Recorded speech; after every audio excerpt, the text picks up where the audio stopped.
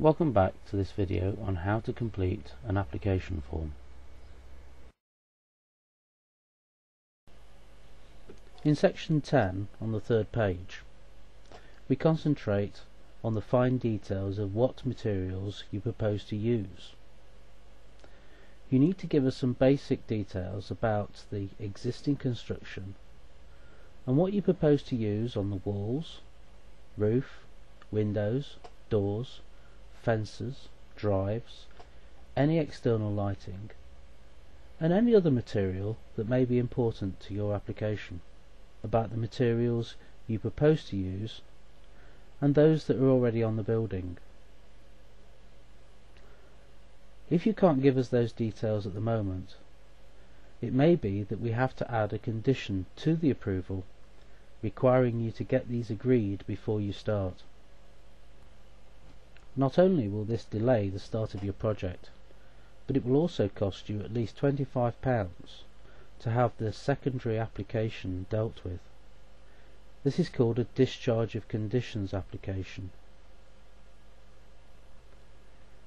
If you have more information on specific drawings, please give us details so that we can cross-reference them.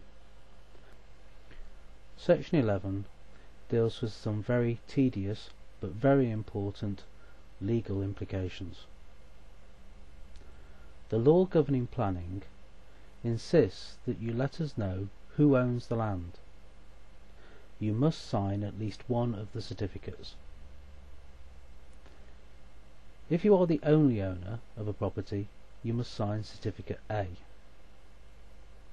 If you share the ownership of the property, for instance, if you are a tenant or you own part of the property with somebody else, you should sign Certificate B.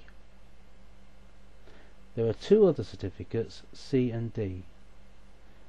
These are only ever used in complex cases. If Certificate A and Certificate B are not appropriate, please come and discuss the matter with a planner. We need to move past Certificate D at the top of this page and look to the Agricultural Holding Certificate about a third of the way down. This is often a certificate that people forget to sign. It's asking if the land on which your house is built is agricultural land.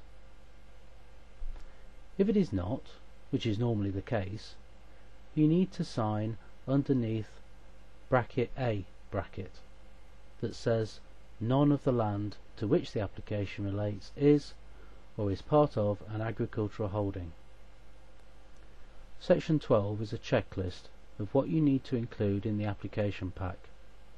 If you have any questions, please contact one of the planning staff. Section 13 is where you get to sign off the application. In all, you will have signed 3 times. Once for Certificate A, B, C or D, once for the Agricultural Holding Certificate, and once in Section 13, the declaration. If all 3 signatures are not present on the application, I'm afraid we can't accept it.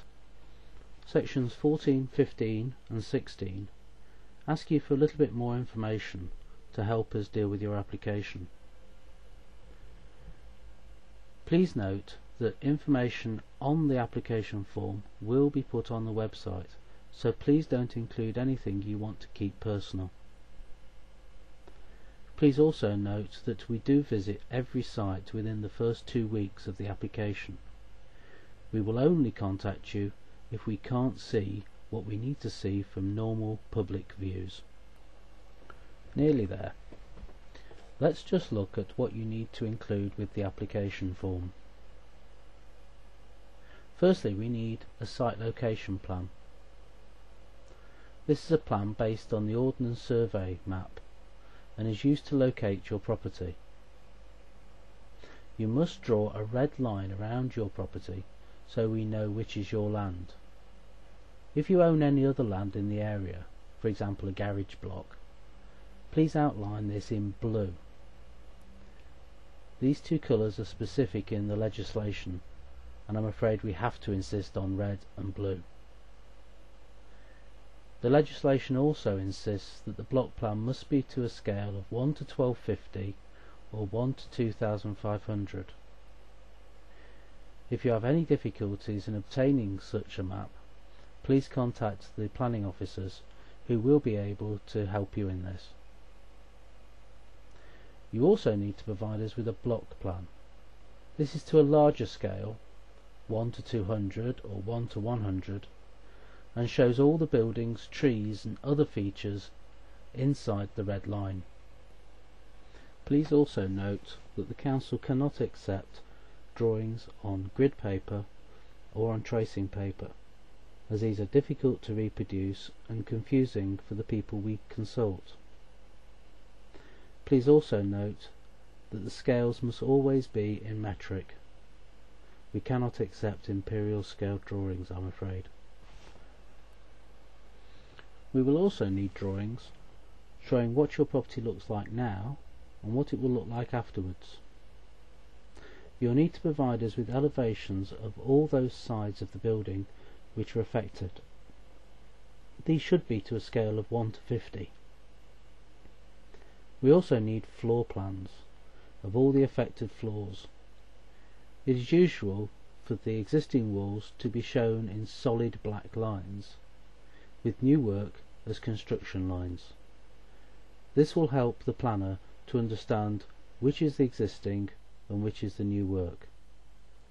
Floor plans should also be to a scale of 1 to 50. If you live in an area of special protection, for example a conservation area, you will also need to provide us with a statement on design and access. This is usually a simple document that describes why you've designed your work the way you have. Details of design and access statements are available on our website within the section on application forms. If you're in any doubt, please contact the planning officer. Once you've got all the information together and the application form completed, put it all in an envelope and send it to Ebbleigh Mill at the address on the application form, or pop into Ebbleigh Mill between 10 and 4 any weekday, and a planning officer will go through the application with you to make sure that it's valid. Don't forget to enclose a cheque for £150 or bring cash or cheque to the council when you bring the application form in. This is the end of part 2. In part 3 I will explain what will happen to your application once you have sent it in.